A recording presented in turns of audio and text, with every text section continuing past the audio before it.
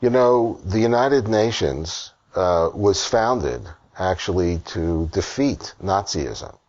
The whole idea of creating a UN was to go after the Axis powers led by Hitler and to defeat them. And later on, the universal, 1948 universal rights of man, etc. To put it mildly, the UN has not lived up to its potential. You have today the tyranny of the majority that's been in control for decades, and especially in Geneva at the United Nations UN Human Rights Council, before it was called Human Rights Commission. That is where they allow the inmates of the lunatic asylum to run it.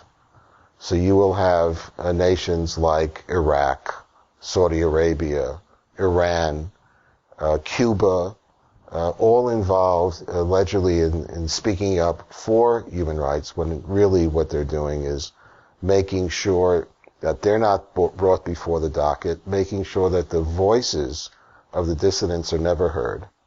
And the one thing they can agree upon is, okay, let's give it to the Israelis. And they do it early and often, to the point that, no one in the Jewish world takes them seriously. But without doubt, the United Nations has done very profound damage.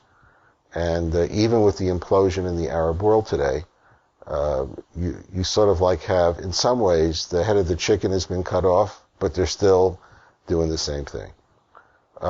We are an NGO, a non-governmental organization at the UN. We have been for about 25 years.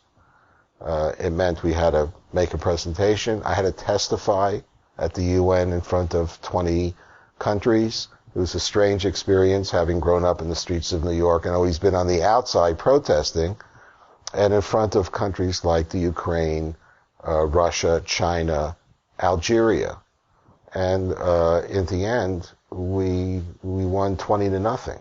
They accepted us. And on the way out, I told my colleague, I'm not sure if we should be saying Hallel, or I need to add an extra Al Chait on Yom Kippur.